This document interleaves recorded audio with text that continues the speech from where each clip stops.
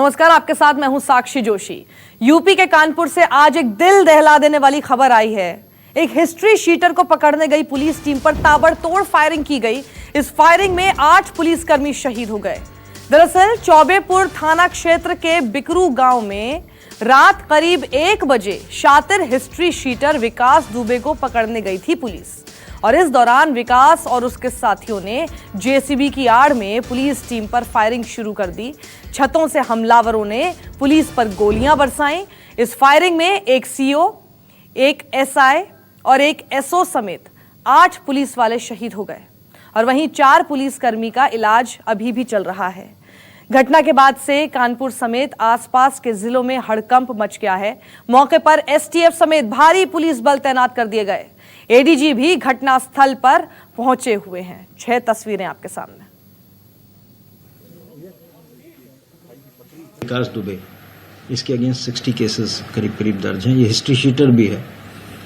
इसके विरुद्ध एक केस दर्ज हुआ था 307 का, तो रेड करके पकड़ने के लिए हमारी पार्टी गई थी वहाँ पर, और इन लोगों ने वहाँ पर जेसीबी लगा दिया अपने गांव में जहाँ पे पार्टी जा रही थी, जिस कारण गाड़ी वगैरह ऑब्स्ट्रक्ट हुई हमारी। और जब फोर्स उतरा तब इन्होंने फायरिंग की, और हम लोगों ने उसमें जवाबी फायरिंग भी की। लेकिन चूंकि ये हाइट पर खड़े हुए थे लोग शायद अंधेरे में, तो इस वजह से जवाबी फायरिंग में हमारे आदमियों पर गोलियां लगी हैं, जिसमें 8 आदमी शहीद हुए हैं। देखिए, रात को पुलिस जो है चौबेपुर थाना क्षेत्र के बिकरू गांव में दबिश के लिए गई हुई थी, जहां पर पहले से तैयारी करके बदमाशों ने तुरंत फायरिंग कर दी थी, ये जो सूचना मिली है। और इस दुर्भाग्यपूर्ण घटना में हमारे एक सीओ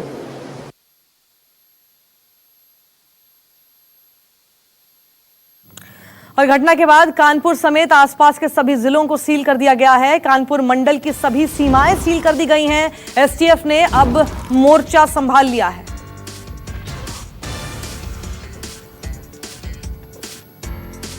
आठ पुलिसकर्मी हमारे शहीद हुए थे। उसके बाद पूरे कानपुर नगर की पुलिस फोर्स को सड़कों पर उतार दिया गया था, और लगातार कई टीमें बना करके हम लोग कॉम्बिंग कर रहे थे। जो भी जंगल हैं, भागने के रास्ते हैं, रेल के ट्रैक हैं, इन पर लगातार पुलिस की पेट्रोलिंग चल रही थी। इसी कॉम्बिंग के दौरान आज सुबह जो है अपराधियों की पुलिस से मुठभेड़ हुई। अपराधियों ने पुलिस के ऊपर अंधाधुंध फायरिंग करी, जिसमें हमारे 2 पुलिसकर्मी घायल हुए। जवाबी गोलीबारी में 2 अपराधी मारे गए हैं, और उनके पास से वो हथियार बरामद हुए हैं, जिससे रात्रि के समय में उन्होंने पुलिस पर गोली चलाई थी। और एक पिस्टल जो हमारे पुलिसकर्मियों की उन्होंने लूट ली थी, वो भी इन अपराधियों से बरामद हुई है। 3 अपराधी अभी और हैं जो उन जंगलों में अभी छिपे होने की संभावना है। पुलिस उनकी भी कॉम्बिंग चल रही है। तो आप अभी आईजी मोहित अग्रवाल को सुन रहे थे, और इस वक्त आपको एक खबर बता दें कि इस वक्त बड़ी खबर ये सामने आ रही है कि प्रधानमंत्री नरेंद्र मोदी लेह में पहुंचे हैं। इस वक्त की बड़ी खबर आपको बता रहे हैं हम। देश के प्रधानमंत्री नरेंद्र मोदी लेह इस वक्त पहुंच चुके हैं। आज आपको पता ही था कि विपिन रावत को भी वहां पर पहुंचना था, और प्रधानमंत्री खुद वहां पर लेह पहुंचे हैं जायजा लेने के लिए तमाम तैयारियां किस तरह की हैं और सिचुएशन ग्राउंड पर क्या है। और जाहिर सी बात है कि वहां पर कुछ हमारे जवान जो कि घायल भी हुए थे, उनके बारे में भी पूरी जानकारी वो लेंगे। ले पहुंचे हैं देश के प्रधानमंत्री नरेंद्र मोदी। हमारे साथ इस वक्त एसोसिएट एडिटर अमित कुमार जुड़ गए हैं। अमित, क्या खबर? जी, बस अभी सिर्फ इतनी जानकारी है कि प्रधानमंत्री नरेंद्र मोदी ले पहुंच गए हैं, और सरप्राइज एक तरह का विजिट है, खासतौर से जब चाइना और भारत के बीच सीमा को लेकर जबरदस्त विवाद है। उस बीच प्रधानमंत्री वहां पहुंचे हैं। कहा जा रहा है कि जो जानकारी सिर्फ इतनी मिल रही कि हो सकता है कि वहां के जो कमांडर्स या कुछ जो सैनिक है उनसे भी मिलेंगे और इस बातचीत करेंगे। हालांकि उनके कार्यक्रम की कोई विस्तृत जानकारी नहीं दी गई है। सिर्फ इतना ही भी सिर्फ बताया गया है कि प्रधानमंत्री नरेंद्र मोदी ले पहुंच चुके हैं। यानी उनके जाने से पहले किसी को भी खबर नहीं थी, अमित? जी देखिए, और ये कोई पहली बार नहीं है। प्रधानमंत्री जब से नरेंद्र मोदी 2014 के बाद से लगातार दिवाली की बात कर, या कई ऐसे मौके आए हैं जब मेट्रो से कई बार दिल्ली में एयरपोर्ट चले गए, तो कई ऐसी चीजें हुई हैं जब वो हमेशा सरप्राइज देने में माहिर रहे हैं। और इस बार भी जब चाइना को लेकर तमाम विवाद है, वहां पर आर्मी चीफ गए, सीडीएस वहां पर मौजूद हैं अभी, तो ऐसे में प्रधानमंत्री वहां पहुंच गए हैं। मुझे लगता है कि एक तरह का मैसेज भी है चाइना के लिए और तमाम देश के लिए, और खास करके अपने सैनिकों की हौसला अफजाई भी होगा कि प्रधानमंत्री खुद वहां पहुंचे हुए हैं।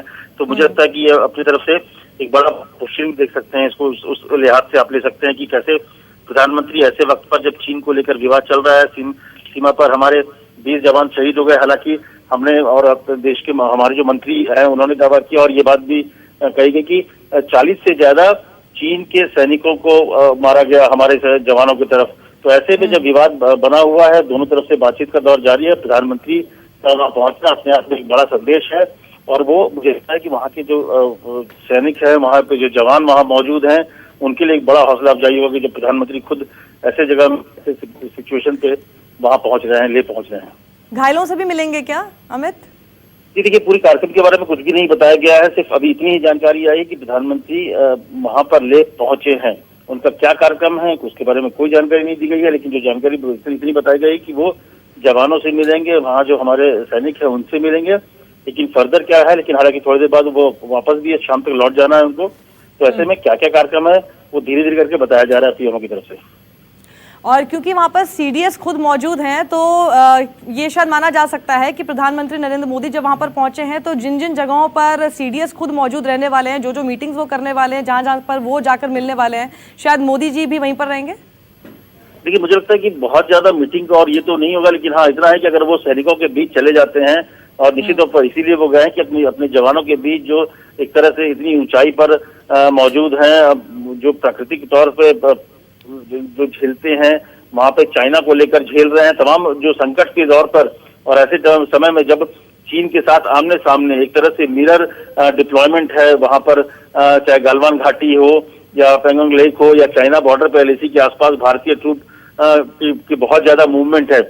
ऐसे में प्रधानमंत्री का ले पहुंचना तमाम जगहों पे जो सैनिक हैं, जो जवान है, उनके लिए बहुत बड़ी बात होती है कि देश का प्रधानमंत्री खुद मेरे हम लोग के साथ खड़ा है। तो ये एक हौसला अफजाई और एक तरह का स्टैंड, अगर आप देखें तो बहुत बड़ा स्टैंड होता है ऐसे वक्त पर जब चाइना जैसे कंट्री के साथ आप आमने सामने एक तरह के फ्रंट पे खड़े हैं। आर्थिक तौर पर देखिए तो भारत ने कई ऐसे बड़े स्टेप उठा लिए हैं, चाहे ऐप को बैन करना हो या तमाम ऐसी चीजें हों, जिससे आर्थिक तौर पर बहुत बड़ा चोट माना जा रहा है भारत की तरफ से, जिसके बारे में कभी कोई सोचा नहीं था कि भारत सरकार इस तरह से चाइना के खिलाफ एक बड़ा स्टेप ले सकती है, बोल्ड स्टेप ले सकती है। इससे पहले डोकलाम में भी सबने इस तरह से आमने सामने करीब 90 दिन से ज्यादा भारत की सेना सामने खड़ी हो गई और आखिरकार चीन की सेना को डोकलाम वापस जाना पड़ा था। तो ये जो बदलाव है सरकार में चीन के प्रति दिखता है, और यही वजह है कि आप PP14 में मुठभेड़ हुआ तो हमारे सीओ भले शहीद हुए, लेकिन हमारे जवानों ने उनके सीओ को भी मारा। उससे ज्यादा हमारे 20 जवान शहीद हुए, 40 से ज्यादा चीनी सैनिकों को हमने मार गिराया। तो ये बड़ा स्टैंड है, और वो हर जगह पर जहां पर हम चाहे PP14 हो चाहे फिंगर 4 हो, वहां पर भले चीनी सैनिक हमारे सामने आ गए हो, लेकिन हमने अपना पोस्ट नहीं छोड़ा। तो एक तरह से जो एक बड़ा बदलाव है उसके पीछे यही है कि एक सरकार फ्रंट के साथ खड़ी है। सरकार ने पूरा एक फ्री हैंड दिया हुआ है सेना को कि आप जो चाहे कर सकते हैं, जैसे वहां पे सिचुएशन हो, आपको दिल्ली देखने की जरूरत नहीं है, आप दिल्ली की तरफ बार बार नहीं देखें, आप वहां पर अपने हिसाब से कार्रवाई कर सकते हैं। और इससे जब से 2014 से प्रधानमंत्री के तौर पर मोदी आए हैं, तब से आप देखें कि चाहे दिवाली के मौका हो, हमेशा वो बॉर्डर पर ऐसे जगहों पर गए हैं, अपने जवानों के बीच रहे हैं, उनकी हौसला अफजाई की है। जो सीमा पर है तभी हम खुशियां मनाते हैं, तभी भारत के लोग दिवाली मनाते हैं। तो ऐसे में वो हमेशा जवानों के साथ खड़े रहे, और ऐसे अभी जो वक्त है, जो सिचुएशन है चाइना को लेकर एक टेंस सिचुएशन है, ऐसे में लेह में पहुंचकर सैनिकों के बीच जाकर एक बड़ा संदेश प्रधानमंत्री मोदी। बिल्कुल अमित, हौसला अफजाई और मनोबल बढ़ाने के लिहाज से अगर देखा जाए तो प्रधानमंत्री का वहां पर पहुंचना अपने आप में एक बहुत बड़ा मैसेज है, वो भी एक ऐसे देश के खिलाफ जो तो अपने जवानों की मौत तक को पहचान नहीं देना चाहता, और वहां हमारा देश है जहां पे प्रधानमंत्री खुद पहुंच जाते हैं जवानों के बीच में। देखिए, ये इस बात को लेकर चाइना के भीतर भी अब एक तरह से नाराजगी शुरू हो गई है। जिस तरह से 15-16 की रात को घटना घटी और 16 तारीख की सुबह हमने स्वीकार कर लिया कि हाँ हमारे सीओ शहीद हो गए हैं, 3 जवान शहीद हो गए, इसके अलावा 2 शहीद हो गए, और शाम आते आते हमने ये स्वीकार कर लिया कि 20 लोग शहीद हुए हैं, 20 जवान। अगले दिन आपने देखा किस तरह से पूरे देश में एक जो शहीद के प्रति सम्मान था, पूरा देश उनको सम्मानित करने के लिए सड़कों पर उतर गया जब वो शहीद को अंतिम विदाई दी गई। तो ये भारत में हुआ, लेकिन वहीं दूसरी तरफ अगर चीन की बात करें तो न चीन में फिगर बताया गया है, हर चीज छिपाई गई है। तो जो पाकिस्तान लिबरेशन आर्मी जो है, PLA है, उसके जो पुराने फौजी हैं उनमें बड़ी नाराजगी आ रही है कि उस देश में चीन के लिए जो लड़ाई लड़ भी रहा है, जो शहीद भी हो रहा है, उसको शहीद का दर्जा तक नहीं मिल रहा है, उनको सर सम्मान नहीं हो रहा। यही फर्क है भारत में कि भारत ने न सिर्फ बिल्कुल अमित, बीच में रोकना चाहूंगी आपको। GD बख्शी साहब हमारे साथ जुड़ गए हैं। बख्शी साहब, ये कितना स्ट्रॉन्ग मैसेज देता है एक ऐसे देश को जो अपने ही जवान जब मर जाते हैं उन तक को पहचान नहीं देना चाहता, मानना नहीं चाहता, ऊपर से एक हमारा देश, हमारे प्रधानमंत्री वहां पहुंच जाते हैं। कितना बड़ा स्टेप है, स्ट्रॉन्ग मैसेज और मनोबल बढ़ाता है। देखिए, इससे ज्यादा ताकतवर मैसेज और कोई हो ही नहीं सकता। आपके चीफ एग्जीक्यूटिव, हमारे देश के प्रधानमंत्री खुद ट्रूप्स के पास पहुंच गए हैं, इनसे जुल रहे हैं, और मनोबल के लिए ये बहुत ही जरूरी चीज है। और जैसे आपने बताया, कितना कॉन्ट्रास्ट है भारत के रवैये में अपनी सेना के प्रति और चीन के रवैये में। देखिए, तभी हम लोग कह रहे हैं जो फौज 42 साल नहीं लड़ती वो जंग खा जाती है, और उनके जो 57 मिलियन जो रिटायर्ड सिपाही हैं, वेटरन हैं, बहुत सख्त नाराज है कि चीन चीजें छुपा रहा है, अपने सैनिकों को उनका अंतिम सम्मान भी नहीं दे रहा, चोरी छुपे उनकी अंत्येष्टि कर रहा है, और सिर्फ और उनकी जानों को बहुत ही सस्ते और घटिया तरीके से डील कर रहा है। तो ये जो फीलिंग उनके देश में आना स्वाभाविक ही है, और वो कंट्रास्ट कर रहे हैं किस तरह शी जिनपिंग साहब एक ब्यूरोक्रेट की तरह पूरा पल्ला झाड़ के बैठे हैं। तमाम आदेश उन्हीं के थे ये सब करने के, लेकिन बिल्कुल पल्ला झाड़ के बैठे हुए हैं बेजिंग में। और जबकि हमारे प्रधानमंत्री, हमारे चीफ ऑफ डिफेंस स्टाफ खुद वहां पहुंचे हुए हैं। पूरे देश में हमारे शहीदों की कदर हुई, उनका बड़ी शान शौकत से जो है उनका अंतिम सम्मान दिया गया, और भावनात्मक लहर पूरे देश में बैठी है, गई है। ये काफी अपने आप में कॉन्ट्रास्ट है दोनों सेनाओं के अंदर, और ये चीन में अब चुभ रहा है और फील हो रहा है।